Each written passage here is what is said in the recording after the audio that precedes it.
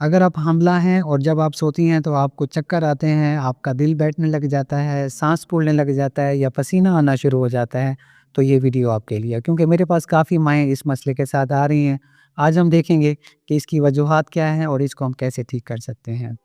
सबसे पहले ये जान लें कि जैसे ही बच्चा बड़ा होता है, तो उसका साइज़ बढ़ता है, पानी बढ़ता है, जो बच्चादानी का साइज़ है वो भी इंक्रीज़ होता है, ख़ास तौर पर चौथे माह से आगे-आगे। जब भी ऐसा होता है तो ये अलामात शुरू हो जाती हैं, क्यों होती हैं? उसका वज़न हमारी खून की नालियों के ऊपर पड़ता है, माँ की खून की नालियों के ऊपर।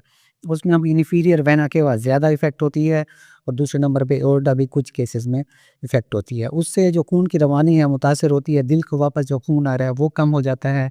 उसकी वजह से कार्डियक आउटपुट थोड़ी-सी मुतासिर होती है। माँ के दिमाग को जो ऑक्सीजन और ब्लड की सप्लाई है वो भी मुतासिर हो सकती है। कुछ केसेस में बच्चे को भी मुतासिर होने का खदशा होता है, जिस वजह से हम एडवाइस करते हैं तमाम प्रेग्नेंट मदर्स को कि आप लेफ़्ट लेटरल पोज़ीशन में सोएँ, बाईं साइड पे करवट लेके सोएँ या पेल्विस के नीचे तकिया ले लें।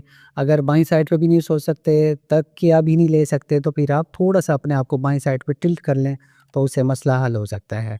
क्योंकि इससे क्या होता है, जो वज़न पड़ रहा है हमारी इंफीरियर वेना केवा के ऊपर, वो कम हो जाता है और खून की रवानी बेहतर हो जाती है। ज़्यादा इसमें मसला नहीं होता, लेकिन अक्सर औरतों को ये चीज़ें पता नहीं होती, छोटी-छोटी चीज़ें जिससे वो परेशान होती हैं। तो इस वीडियो को नई मदर्स के साथ शेयर करें, जो प्रेग्नेंट मदर्स हैं, न्यू कपल्स हैं, उनके साथ शेयर करें और इस बीमारी को हम कहते हैं स्पाइन हाइपोटेंशन सिंड्रोम। तो इसकी जो लाइफ़स्टाइल मॉडिफ़िकेशन है वो यही है कि आप पोज़ीशन को जब बेहतर करते हैं, तो ब्लड सप्लाई माँ को भी अच्छी हो जाती है, बच्चे को भी अच्छी हो जाती है और जितनी भी अलामात उस वजह से आ रही होती हैं वो ठीक हो जाती हैं। हमारे चैनल को सब्सक्राइब कर लें। नेक्स्ट वीडियो में किसी और टॉपिक के साथ मुलाकात होगी। अल्लाह हाफ़िज़।